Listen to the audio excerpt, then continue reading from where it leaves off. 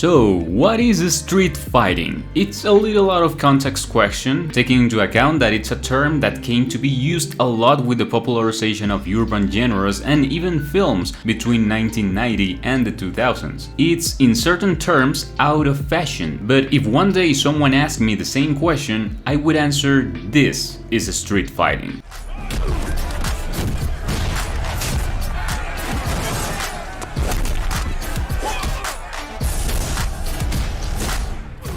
Now you will know what kind of decision EA made after this incredible video game, so in its sequel they would deliver something so dirty and lame. Guys, welcome to Def Jam Icon, the game that killed Def Jam.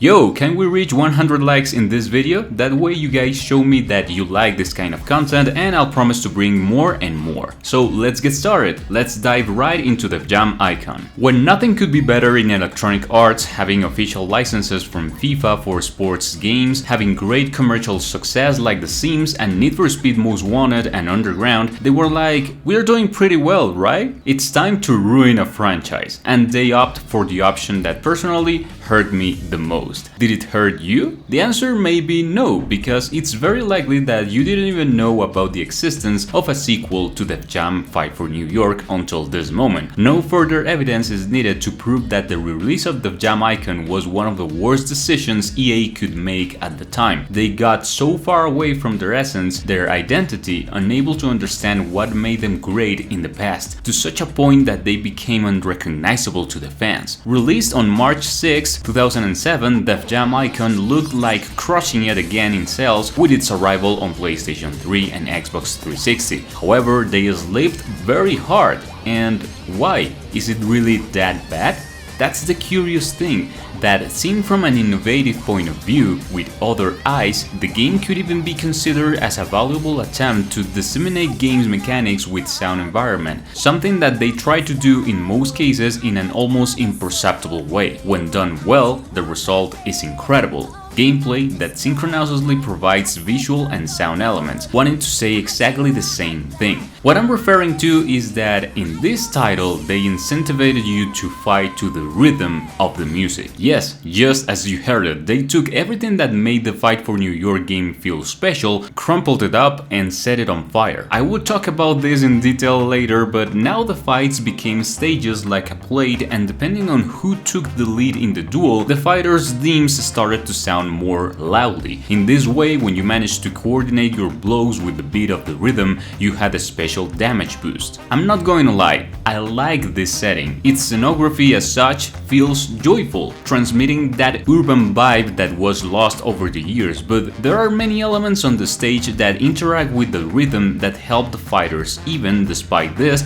I can't stop seeing more than a poor attempt to modify a formula that already worked. Its prequel, Def Jam Fight for New York, was sublime. Generally speaking, I don't usually get on very well with games that don't contribute to their narrative throughout their gameplay and mechanics. Many times I start to wonder the reason of the things, if there's not a really promising story with something to contribute. And let's be honest, Fight for New York doesn't have on many occasions those elements I talk about, but there is a difference. The kinesthetic of Def Jam, what you feel when you play it, it's very special. It's so good, it's so brutal that it doesn't even need a good story, although it has it, or a good progression design, which it also has, to give a unique experience. Def Jam is full of fidelity to the martial arts. It has an infinite arsenal of tools to make you have fun also casually, but Def Jam Icon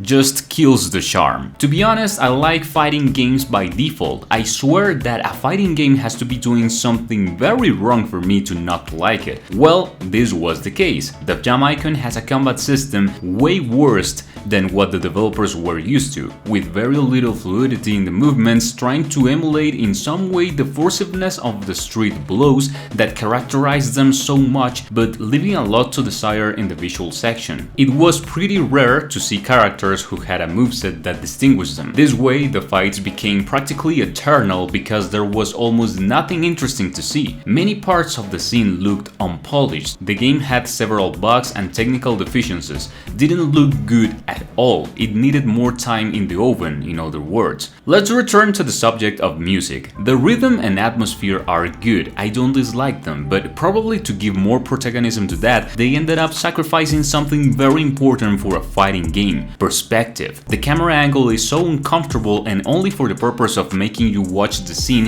in which he is fighting better.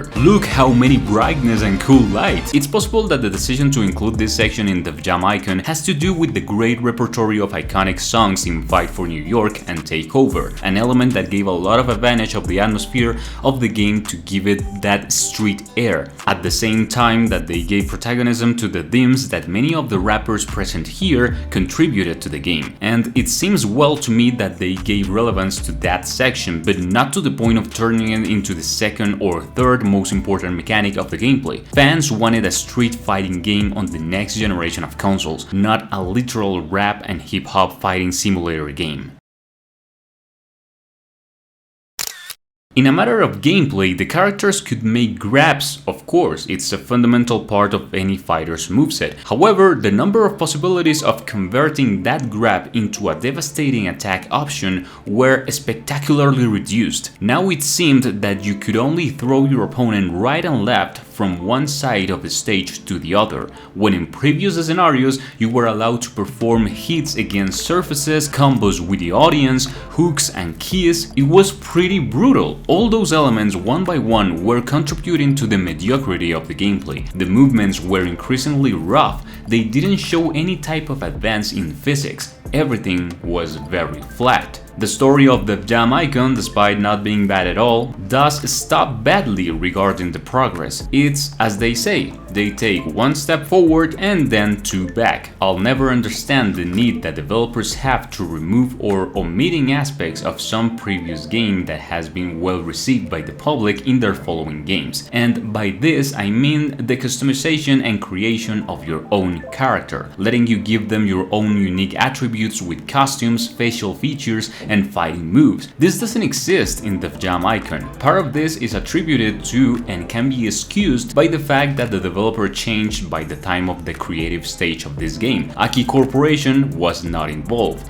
Developers of Vendetta and Fight for New York were not involved in the project. And let me tell you something, the critical response was pretty mixed at the beginning. Many were betting to see what other rhythm and synchronization mechanics was going to bring Def Jam icon in the future. However, that changed fairly quickly when we started to see the deplorable state the game was in after playing several hours. But I don't want to keep repeating myself, because it seems like a bad fighting game to me. The music of the game is pretty good, the soundtrack is pretty well selected, giving each character their own different air more than any other clothing or movement that they have. It's a shame, but I can't show you an example of some song because the vast majority of themes here have copyright. I don't want to dare YouTube giving us a strike, so you can search it for yourself. For this same reason, the music cannot be muted, since it would remove a great part of the game experience. And if they thought that with an advance in quotes of the technical resources EA had to launch the game, we would have even more characters available.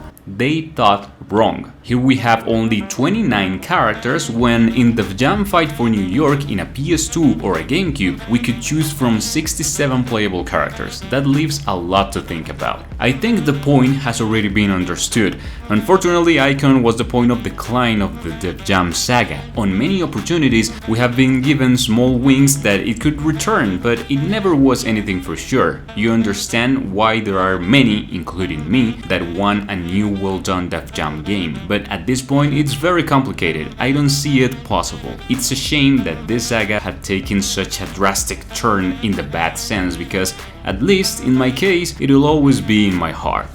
Guys, thank you for getting to the point of this video. You are my hero if you are listening to this. Talking about this game was something that I wanted a lot since we did the review of the Jam Fight for New York, and to give you a little context about what happened to the saga after that, since many asked me to do it. I hope you enjoy it. Guys, thank you very much for watching. That was all for today, and I'll be watching you in the next video. Take care and see ya.